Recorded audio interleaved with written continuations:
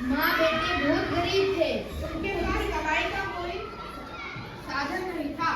फिर भी मदन दिन भर खेल कूद में ही समय बिता देता था। परेशान होकर एक दिन उसकी माँ ने उससे कहा, अब मैं तुझे बिठाकर खिला नहीं सकती, जा कुछ पैसे कमा कर ला। मदन घर से निकल पड़ा।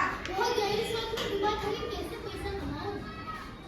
अचानक उसे ढिंढोरा पीटने की आवाज सुनाई दी। सुनो सुनो, राम दरबार में कवि सम्मेलन हो रहा है। सबसे अच्छी कविता सुनाने वाले को 100 अवसरीय पुरस्कार मिलेगी। मदन चौकन्ना हो गया। यह तो बना बनाया अवसर है। वह सीधा राजमहल की ओर चल पड़ा। वहाँ चलते चलते वो सोच रहा था कि उसने तो कभी कविता रची नहीं थी। क्या सुनाएगा वहाँ पहुँचकर? इसने सोचा कि रास्ते में कुछ न कुछ सूझ ही जाएगा। थोड़ी दूर पहुँचते ही उसे एक कुत्ता दिखाई दिया। कुत्ता पंजों से जमीन खोदने में लगा था। मदन ने अपनी कविता की एक पंक्ति सोच ली। खुदर खुदर का खोदत है। यह पंक्ति उसे इतनी पसंद आई कि उसे दौड़ाते हुए एक तालाब के पास पहुंचा। वहाँ एक भैंस पानी पी रही थी। मदन बोल पड़ा कि शुरू का पीवत है। मुस्कुराते हुए वो आगे बढ़ा। इतने में उसे पेड़ की एक डाल पर चिड़िया बैठी दिखाई पड़ी। पत्तियों के बीच में और सिर निकालकर इधर उधर झाँक रही थी। उसे देखते ही मदन के मुंह से निकल पड़ा, ताक झाक का खोजत है। 3 पंक्तियों को रटते हुए वो चलता गया।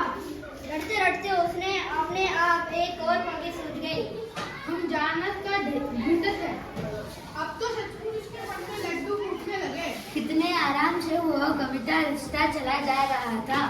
फिर उसे सर की आवाज सुनाई पड़ी। मदन ने चौकर दिखाते एक साथ रटते हुए जा रहा है। उसने आगे की पंक्तियां भी तैयार कर ली।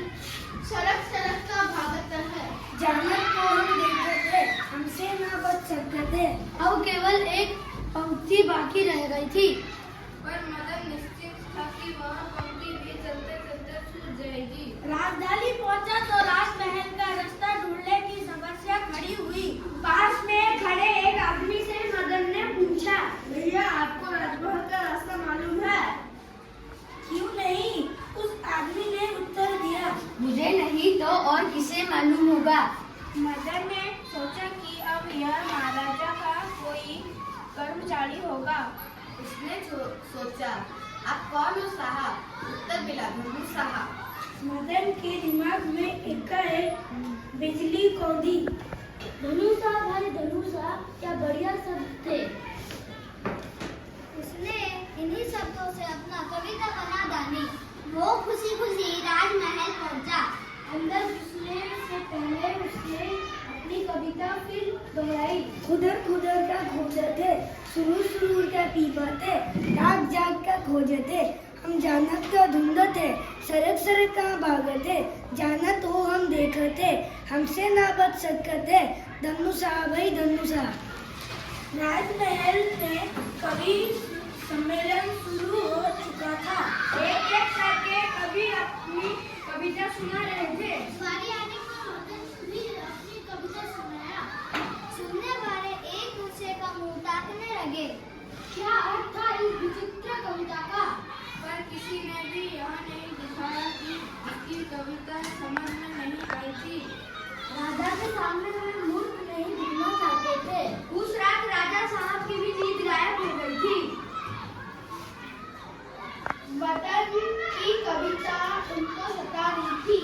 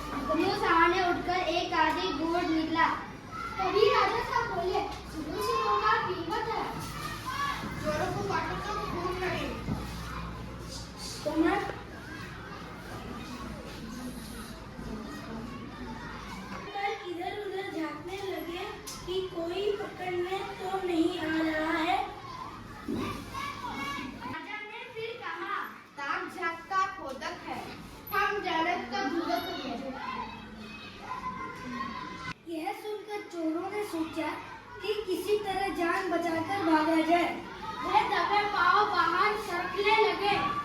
ये सुनकर चोरों ने सोचा कि किसी तरह जान बचाकर भाग जाए।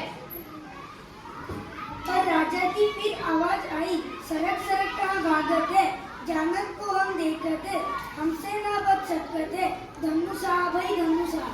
धन्नू साहब की तो सांसें वहीं रुक गई। उसने सोचा अब कोई गुजारा नहीं, बस राजा साहब से दया की भीख मांग सकता है। दौड़ के उसने राजा साहब के पास गया और पैर छू लिया। क्षमा कर दीजिए महाराज, अब मैं भूलकर भी ऐसा काम नहीं करूँगा। वैसे हमने कुछ लिया ही नहीं। आपका खजाना सही सलामत है। राजा साहब हक्के बक्के रह गए। उन्होंने तुरंत सिपाहियों को बुलाकर छानबीन करवाई तो पता चला कि उनका खजाना लूटते बचा था। मदन को बुलवाया गया। राजा ने शाबाशी देकर कहा, यह सब तुम्हारा कविता का कमाल है। मदन को सोने चांदी से मालामाल कर दिया गया। वो खुशी खुशी अपने गांव लौट आया।